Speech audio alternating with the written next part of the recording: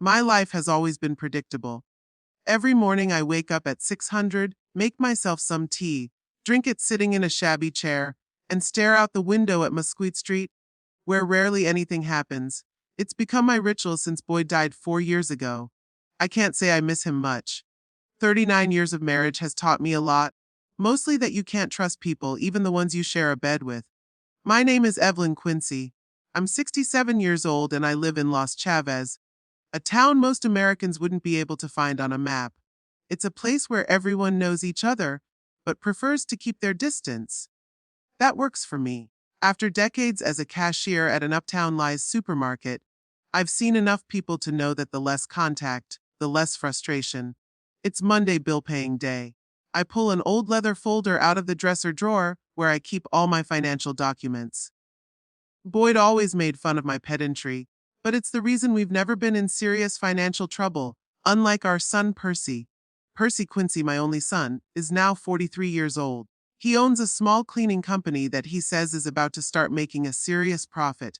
I've been hearing that phrase for the last 15 years. His wife, Rachel, 39, works as a receptionist at Dr. Hammond's private clinic. Rachel always looks at me with ill, concealed disdain, like I'm some exhibit from a museum from the last century. Maybe to her I am. I spread the bills out on the dining room table and start filling out checks. Electricity, water, phone, internet, which I hardly ever use. But Percy insisted that mom has to keep up with the times. Finished with the payment, I check the status of my bank account. And that's where I freeze. Something doesn't add up. According to my calculations, there should be about 46,000 in the account. That's the money that was left over from Boyd's death, his life insurance, and the small savings we've been saving all our lives. But the statement only shows 38,622. I pull out my calculator and check the calculations again. The pension comes in regularly, and I spend very little. Even with all the expenses of the last few months, the amount shouldn't have dropped this much. I double-checked the statements for the last 6 months. Indeed, a certain amount of money disappears from my account every month, usually around 500. I didn't withdraw that money. I get a chill in my chest. Someone is stealing my money. But how? My bank card's always with me. I've never told anyone the PN number. Unless no, it can't be. I'm pushing away the thought that flashed through my mind. My own son wouldn't steal from me. Although I think back to last year's Christmas, when Percy and Rachel came for a surprise visit. They rarely visit me for nothing, usually only when they need something. That time, Percy was unusually kind, helping me in the kitchen, asking about my health, even offering to drive me bank to help me figure out the new online banking system. I refused, preferring to do things the old-fashioned way. But now I wondered, wasn't that when he tried to access my account? I also remembered the few times I'd caught Percy rummaging through my documents. He'd always come up with plausible explanations, looking for old family photos, helping me organize my papers, and so on. But what if he was actually looking for information about my bank account? A phone call interrupts my musings. It's Rachel, her voice sounding unnaturally cheerful. Evelyn, how are you? Percy and I were thinking of coming over this weekend. Maybe we could cook dinner together. Since when are they interested in dinner together? They've only visited me once a month for the last year or so. And that's out of necessity. Is something wrong, Rachel? I'm asking you straight out. No, it's nothing. We just missed you. Her voice trembled slightly. Percy wanted to talk to you about some family business. Family matters. The last time Percy wanted to discuss family matters, he asked me for a loan of $5,000 for business expansion. I gave him the money even though I knew I'd never see it again. It was not a loan, but a gift like so many other loans before it. Tell Percy I already have plans for the weekend. I lied. Maybe next time. Hanging up the phone, I looked at my bank statements again. If Percy really had somehow gained access to my account, he was probably withdrawing money on a regular basis. But how do I prove it? And what would I do if it was confirmed? The thought that my own son might be stealing from me was painful, but not so shocking. Percy had always been a difficult child. Even as a child, he preferred manipulation to straight talk. Boyd saw it as a sign of intelligence. I saw it as a red flag. Over time, Percy had learned to mask his true intentions under a layer of false concern. But a mother always sees through her child. Rachel came into his life 15 years ago. A beautiful, ambitious woman with cold eyes and perpetually tightly compressed lips. She never hid her frustration with Percy and his constant financial difficulties. Sometimes I thought she looked at me as if I were an ATM they had access to. I stood up and walked over to the window. It was starting to rain outside, a rare occurrence for our arid town. Droplets dripped down the glass, distorting the view of the empty street. How symbolic, I thought. Everything in my life now seemed distorted, unclear. What do I do? Go to the bank and report a possible fraud. But what if I'm wrong and it's some kind of technical error? What if I'm right and it really is Percy? Would I be able to sue my own son? Even after everything that had happened, that seemed too cruel a step. I decided to make sure of my suspicions first. Tomorrow, I'll go to the bank and ask for a full statement of all transactions for the last 6 months. I'll see exactly when the money was withdrawn. Maybe even find out where the transactions took place. If it's Percy, I need to know for sure. I spent the rest of the day thinking about my life, and how I was in a situation where my own son might be stealing from me. Boyd had always pampered him, giving him money at short notice, never demanding accountability. He's our only son, Evie, Boyd said. We have to help him. After Boyd died, Percy seemed to shift his expectations to me. But I'm not Boyd. I always saw our son using us. Percy was a kid who got everything he wanted. If we refused him anything, he'd throw such tantrums that it was easier to give in. Boyd called it temper, but I saw it as spoiled and selfish. Over the years, those traits didn't disappear. They just took on more subtle forms. Now, instead of tantrums, there was manipulation, promises that were never kept, and lies. Skillful, elaborate lies. As a teenager, Percy began to steal petty theft. First from my wallet, then from my school lockers.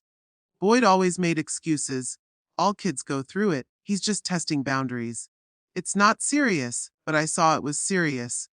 I saw my son becoming a man who thought he could take other people's things without asking and without consequences. When Percy turned 18, he tried college but dropped out after a semester. It wasn't for me, he said at the time.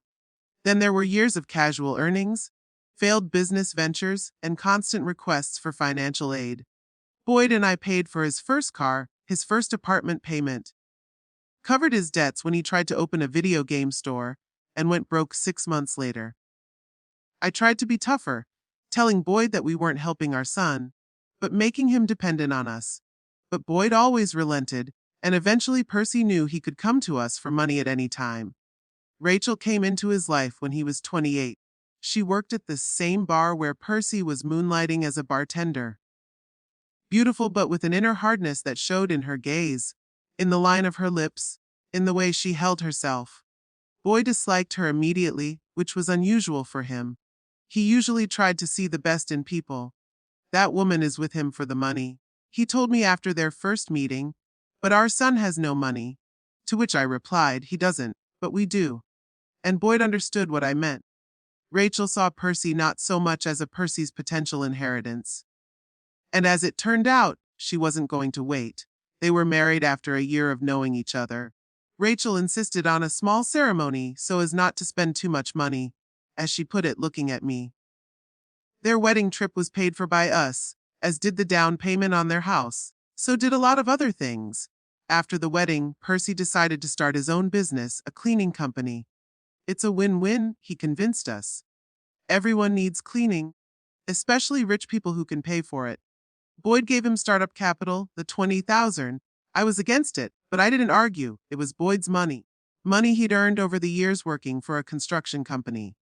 Percy's business was afloat, but barely. Every few months, there were unforeseen circumstances that required additional investments. Boyd kept giving money. I kept quiet until a certain point. When Boyd was diagnosed with cancer, everything changed. The disease was progressing rapidly. The doctors gave him a year at most. In those months, Percy and Rachel became remarkably attentive. They came every week, bringing groceries, helping around the house. Rachel even learned how to make Boyd's favorite soup. I saw my husband's joy at their visits, his eyes glowing with hope that our son was finally growing up, becoming responsible, I saw something else. I saw how after Boyd left for his room, Percy would start asking me about the insurance, about how the will was set up, about our savings. I'd answer evasively, and it made him angry. "We're a family, Mom," he said with pressure. "We need to know how to provide for your future." My future, like I was already on death's doorstep, not his father. Boyd died quietly in his sleep, not even reaching the time frame the doctors had predicted. At the funeral, Percy cried so genuinely that even I could almost believe his grief. Rachel stood beside him, holding his hand, her face a mask of grief. But the eyes remained dry and cold. After the funeral, they began to visit me less often. First once every 2 weeks, then once a month, then only on holidays. Each visit was accompanied by talk of money. "Mom, you are not sitting on your pension starving, are you? Mom, you should afford something good. You got your father's insurance. Mom, maybe you should update the furniture, make repairs." I didn't fall for these tricks.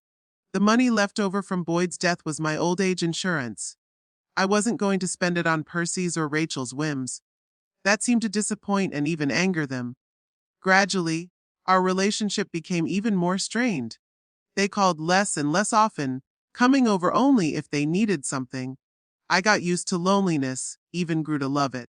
I felt calmer in the quiet of my own home than I did around my own son and his wife. And now this. Money disappearing from my account that I hadn't withdrawn. Strange calls from Rachel offering surprise visits.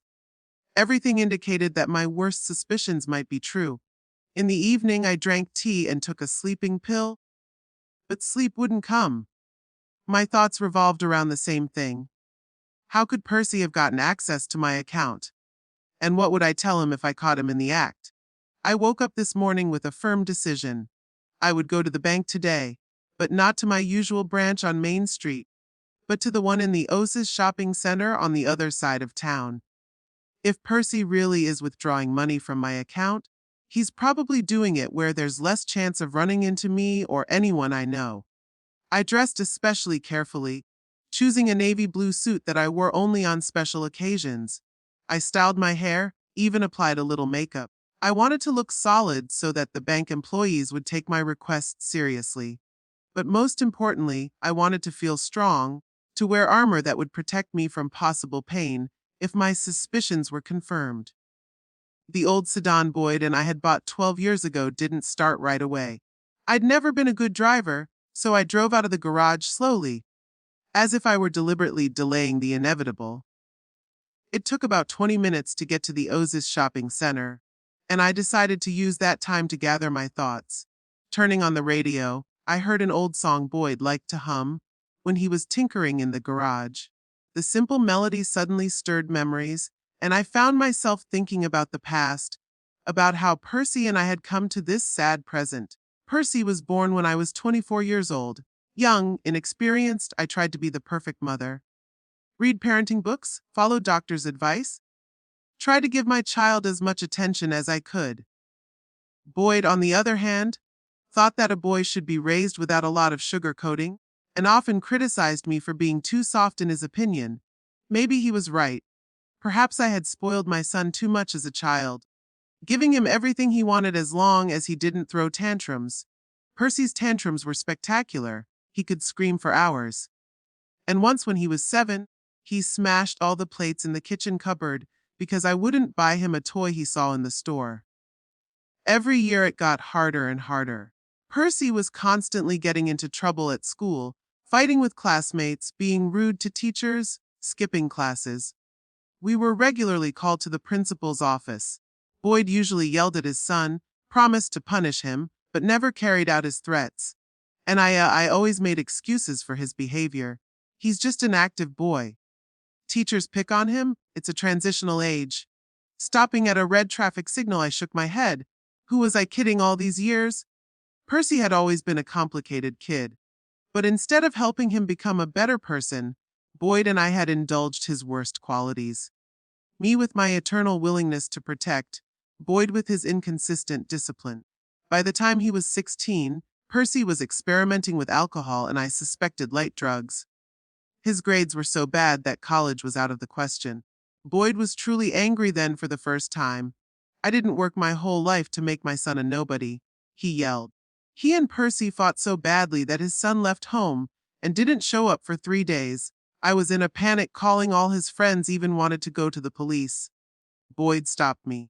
He'll come back when he's hungry, he said with confidence. And he was right. Percy came back dirty, hungry, and angry. But instead of remorse, he demanded money. I need $500, he declared, looking me in the eye with defiance. I refused.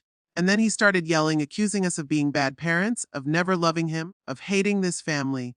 Boyd couldn't take it anymore and slapped him. The first and only slap of his life. Percy fell silent, then grinned. There's the real you. And he went off to his room. I didn't stand up for my son then, though I usually did. Something in his behavior, in his words, struck a nerve with me. Maybe it was the first time I really saw him. Not as I wanted to see him, but as he really was. After high school, Percy tried to go to community college, but dropped out after a semester. It wasn't for me, he said. And again, Boyd and I didn't push it. Then there were years of casual earnings, failed endeavors, and constant begging for money. Percy's first serious business, a video game store, went bankrupt after 6 months. He came to us with 20,000 in debt and the eyes of a beaten dog. I can't do this without your help, he said at the time. Boyd agreed to help without a second thought. I was against it, but kept silent.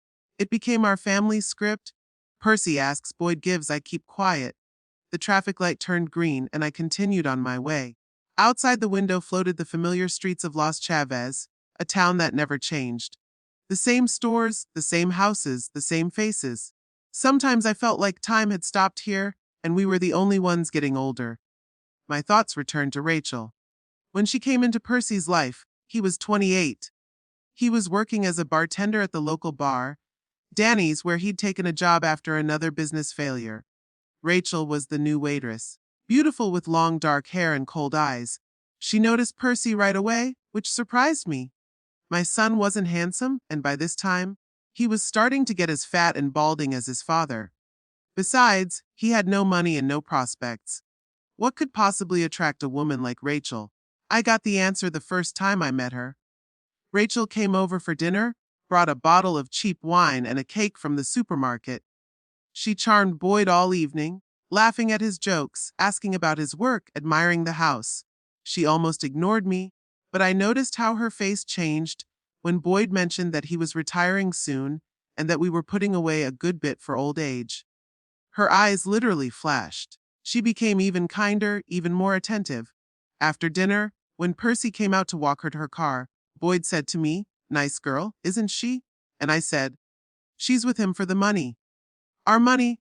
Boyd brushed off my words then. But a few months later, when Rachel started hinting at a wedding, he became more wary. Maybe you were right, he said one day after their visit. By then, Percy had moved in with Rachel in her rented apartment and stopped working at the bar, explaining that he was looking for something better. They were married a year after they met. A modest ceremony at City Hall, a modest reception at a local restaurant, all on our dime, of course. The wedding trip to Florida was also a gift from us. Boyd told me then, let this be the last thing we give them. It's time for them to get on their own 2 feet. But of course, it wasn't the last. Soon, Percy came up with the idea of a cleaning company. It's a win-win, he said. Everyone needs cleaning, especially in our dusty little town. The initial investment is minimal, and the potential is huge. Boyd gave him 20,000. Again, I was against it, but I kept silent. The company really took off, and for a while, it seemed that Percy had finally found his calling. He hired a few women, bought equipment, even rented a small office. But then the problem started. One client refused to pay, the equipment broke down, or the women quit. Each time Percy came to us with new requests for money, and each time Boyd said, This is the last time. And each time it wasn't true. Rachel was by then working as a receptionist at Dr. Hammond's clinic. She always dressed impeccably, wore expensive jewelry, and spoke with mild disdain about everything and everyone. About her co-workers, uneducated, about our town, a hole to get out of. About our house, nice but so old-fashioned. About Percy when I thought I couldn't hear. If you just follow through once, I didn't understand why she was staying with him. If money was her goal, then Percy had clearly disappointed her. Perhaps she was still hoping for our inheritance. Or was she simply afraid of change? Or was her coldness masking her real feelings? I didn't know, and frankly, I didn't care. The important thing was that their marriage seemed stable, and at least Percy wasn't living off our backs. But then Boyd was diagnosed with cancer. It was like a thunderclap. My tough, strong husband was suddenly a pale shadow of his old self. The doctors gave him a year at the most. It was during those terrible days that I first saw Percy and Rachel become truly attentive. They came every week bringing groceries, helping around the house. Rachel even learned to make Boyd's favorite bean and ham soup. Boyd was touched by their attention. See, he told me, our boy has grown up now. I can leave in peace. I nodded and smiled, but something inside clenched with anxiety because I saw something Boyd hadn't seen in his gratitude. Saw how after